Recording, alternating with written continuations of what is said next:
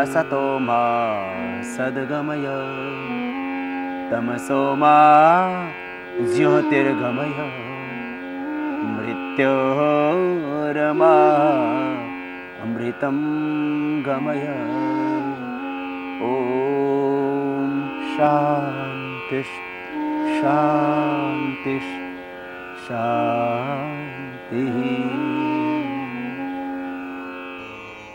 भारत की ऋषि संस्कृति में ऋग्वेद से चला आया योग का विज्ञान, जिससे हमारे पूर्वज ऋषि मुनियों ने दिया हमारी समस्त समस्याओं का प्रकृति से हमें समाधान।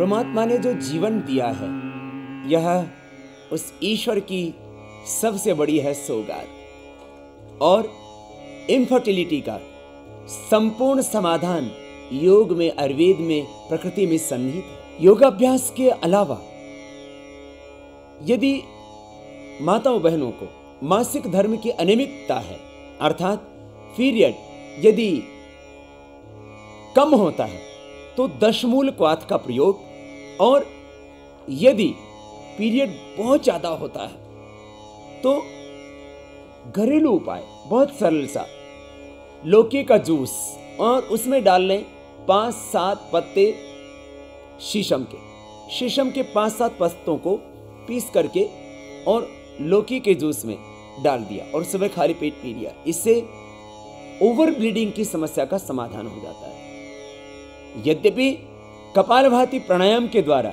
जिसमें हम सांसों को बाहर छोड़ते हैं,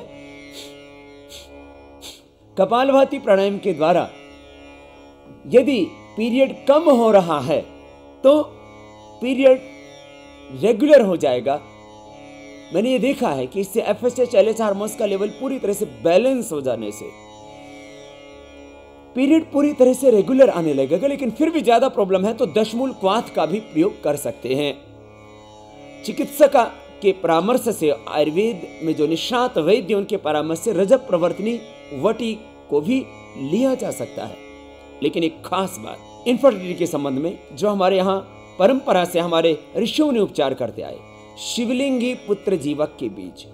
शिवलिंगी एक बीज होता है, उसका पाउडर करके, और पुत्र जीवक भी एक बीज होता है, बादाम की तरह है, उसमें से गिरी निकलती है अंदर।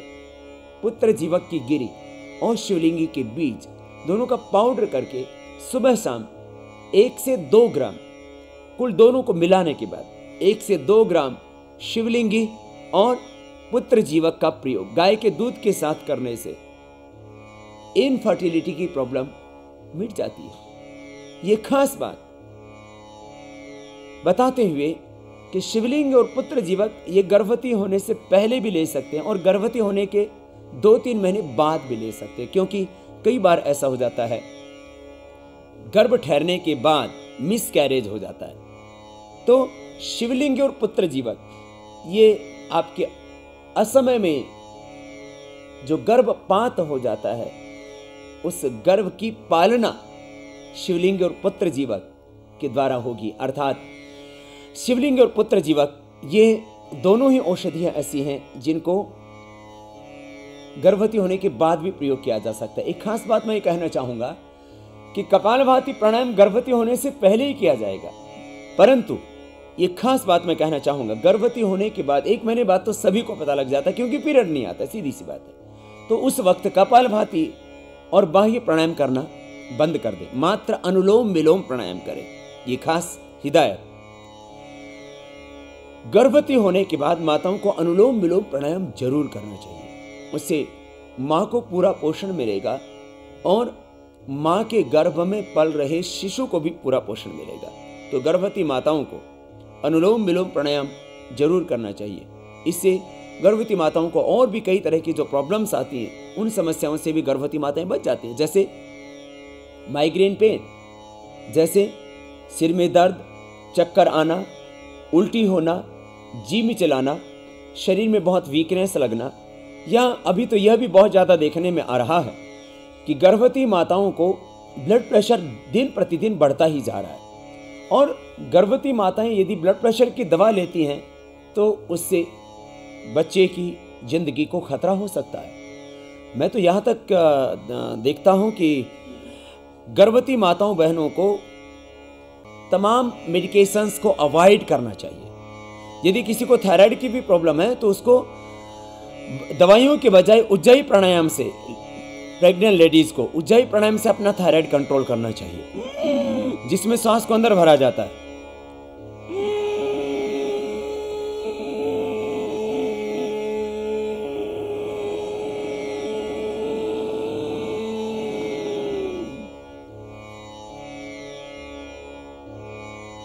सांस को टाइट करके अंदर भरा और पूरा भरने के बाद थोड़ी देर अंदर रोक के रखा, इसको जालंधर बंद कहते हैं, थोड़ी को कंठकूप में लगा दिया और फिर थोड़ी देर के बाद राइट नोस्ट्रल को बंद करके लेफ्ट से सांस को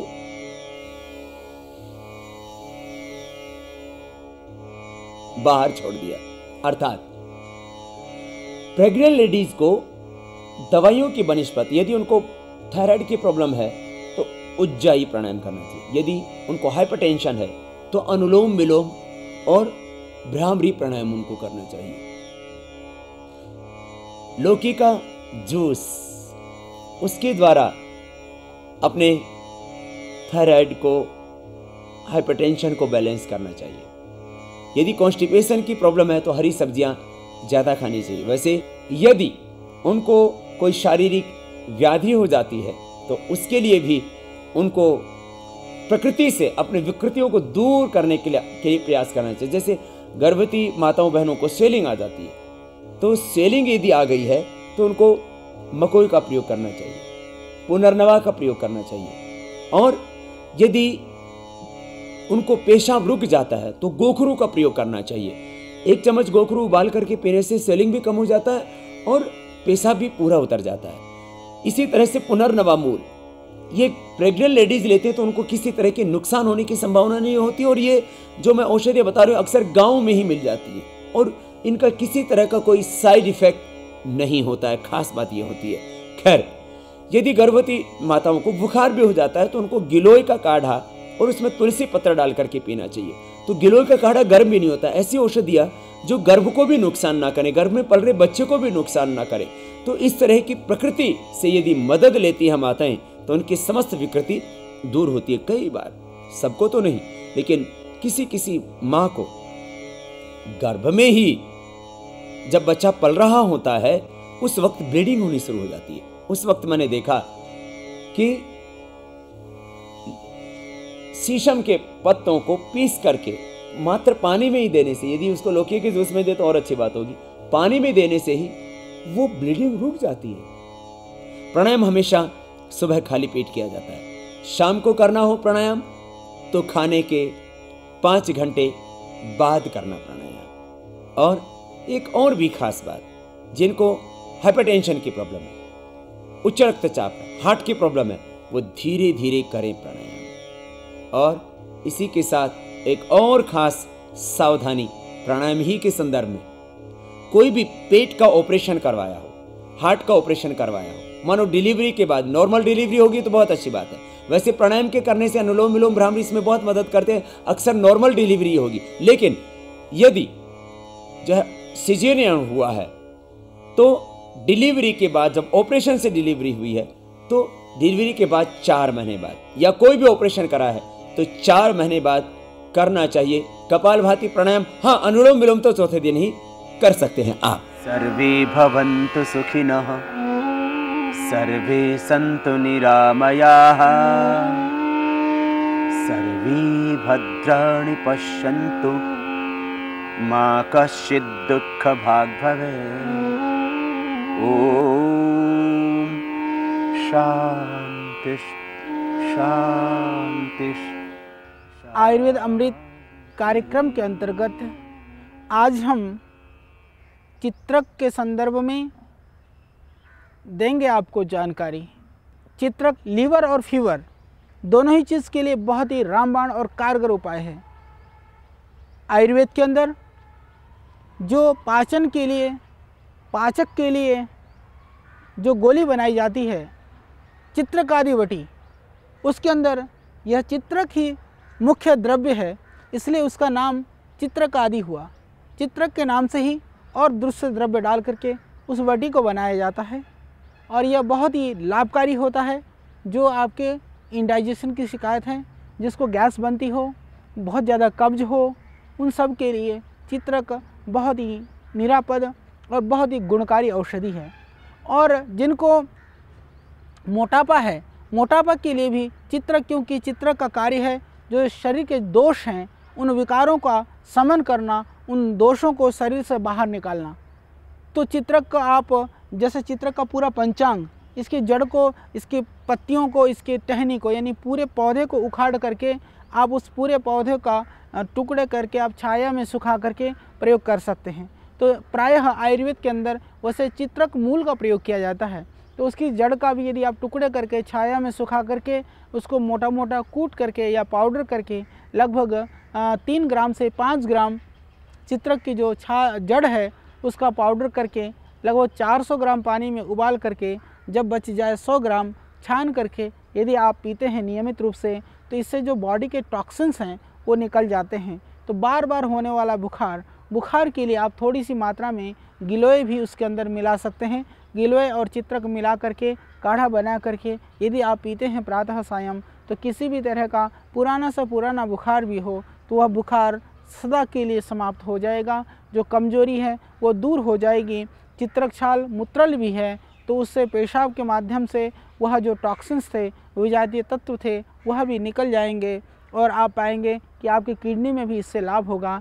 शरीर की जो सूजन है, सूजन में भी चित्रक बहुत ही कारगर है, बहुत ही लाभकारी है। और जिनको बार बार पीलिया की शिकायत हो जाती है, किसी भी तरह से आप ठीक नहीं हो पाते हैं, उस स्थिति में भी चित्रक का काढ़ा बना करके या चित्रक का पाउडर करके सुबह शाम ले लेते हैं, तो निश्चित रूप से आपको जॉन्डिस संबंधी जो समस्या है, लीवर संबंधी जो परेशानी है, उससे निवृत्ति मिल जाएगी, आपको मुक्ति मिल जाएगी। तो यह बहुत ही गुणकारी है, बहुत ही लाभकारी है। और स्किन के प्रॉब्लम में भी चित्रक अपने आप में रक्त शोधक भी है। तो लीवर की समस्या को दूर करके जो स्किन की प्रॉब्लम्स हैं, रक्त शोधन के लिए भी थोड़ी नीम की छाल और चित्रक मूल दोनों को मिला करके काढ़ा बना करके यदि आप नियमित रूप से पीते हैं, तो स्किन में चाहे वो एक्जिमा हो, चाहे वो स्किन एलर्जी हो, चाहे वो सोराइसिस हो, किसी भी तरह के जो त्वचा संबंधी विकार है, उसमें भी इसे पूरा लाभ मिलेगा। सूजन दर्द में भी चित्रक बहुत ही लाभकारी होता है। वातशामक औषधियों के साथ में यदि चित्रक का सेवन किया जाता है तो वो दर्द, शरीर के सूजन के लिए भी यह बहुत ही लाभकारी है। तो शरीर के शोथ के लिए, त्वचा रोगों के लिए, पेट संबंधी, लीवर संबंधी समस्याओं के लिए यह बहुत ही लाभकारी, गुणकारी और कारगर औषधि है यह चित्रक। तो आयुर्वेद अमृत के अंतर्गत हमने जाना इसके गुणों को, तो नियमित रूप से आप निश्चित रूप से आयुर्वेद और यह जो योग दर्शन, योग विज्ञान, ये जो कार्यक्रम है हमारा, तो योग, आयुर्वेद और आयुर्वेद के संदर्भ में ढेर सारी जानकारियों के लिए आप नियमित रूप से देखते रहिए और ढेर सारी जानकारियों के साथ हम होंगे आपके बीच। योगेन चित्तस्य पदेन वाचा मलं शरीरस्य च वैद्यकेन योपाकरोत्तं प्रवरं मुनीनां पतञ्जलिं प्राञ्जलिरानतोऽस्मि। ॐ शान्ति शान्ति शान्ति। जड़ी बूटियाँ जब गुणवत्ता युक्त होती हैं तो उन गुणवत्ता युक्त जड़ी बूटियों को लेकर के उनका परीक्षण करके, परीक्षण के पश्चात जब हम औषधि निर्माण की प्रक्रिया शुरू करते हैं, तो सबसे पहली प्रक्रिया होती है कि हम उसको पाउडर करें, उसको टुकड़ा करें। जो बड़े बड़े जिस भी शेप में छिलका है, पत्तियां हैं या फल हैं, जो भी द्रव्य आते हैं, तो इसके लिए बहुत ज़रूरी होता है कि आप सबसे पहले तो अपने क्वालिटी युक्त औषधि को देखा, तो उस क्वालिटी के प्रति हमने जो एक रिसर्च, जो एक अनुसंधानात्मक कार्य था उसको किया।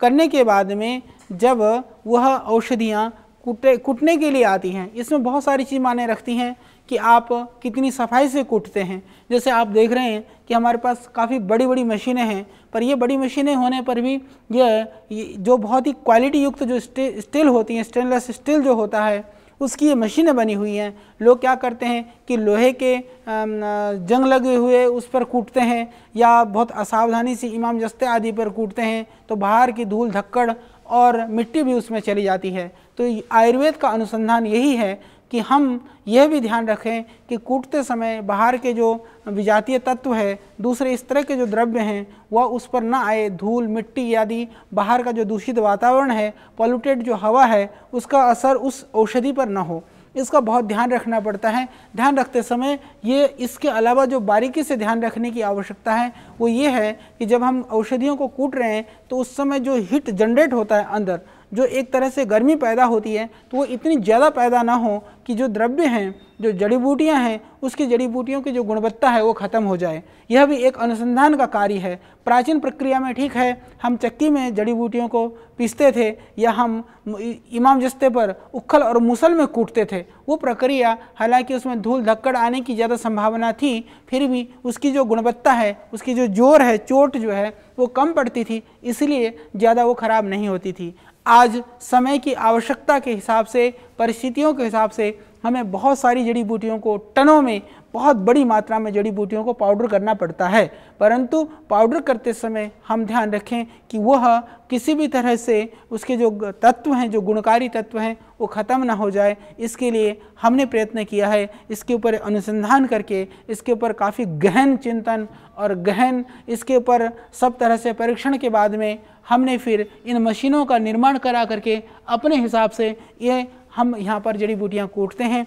तो यह भी जड़ी बूटियों के अनुसंधान के संदर्भ में, जड़ी बूटियों को आगे बढ़ाने के संदर्भ में, आयुर्वेद को पुनर्स्थापना करने के संदर्भ में अपने आप में एक बहुत बड़ी चीज़ है। और हम इस चीज़ में ध्यान दे करके जो हमारी औषधियाँ हैं, जो बहुत ही कारगर हैं, बहुत ही गुण वाली हैं, उन दवाइयों को लोगों तक पहुँचाते हैं, जिससे लोगों को मिले नया जीवन। कम से कम मूल्य पर उत्तम से उत्तम औषधि हम कैसे दे सकते हैं, यह है हमारा प्रयत्न। अनुसंधान में आपने देखा कि जड़ी बूटियाँ कैसे कूटी जाती हैं, कैसे पीसी जाती हैं, किस तरह की जड़ी बूटियाँ आती हैं, कूटने से पहले, कूटने के बाद कैसी होती हैं, उस प्रक्रिया को मैं आपको अगले एपिसोड में बताऊंगा, जिससे कि आप जानिए गुणवत्ता युक्त आयुर्वेदिक दवाइयाँ बनती है कैसे। ओम भूर्भुवः स्वः तत्सवितुर्वरेण्यं भर्गो देवस्य धीमहि धियो यो न प्रचोदयात्।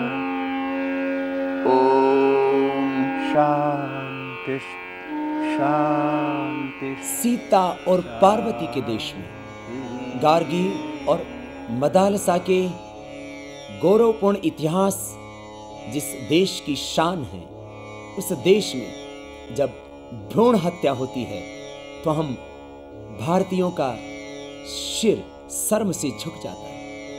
आज जिस देश में हम जीते हैं, उस देश का इतिहास इस बात का साक्षी है कि भारत की माताओं ने, भारत की स्त्री ने पूरी दुनिया के अंदर जो जौहर दिखाए, और चाहे वो सामाजिक क्षेत्र हो, चाहे वो राजनीतिक क्षेत्र हो, भारत की उस वीर पुत्री श्रीमती इंदिरा गांधी को ये देश कभी विस्मृत नहीं कर पाएगा।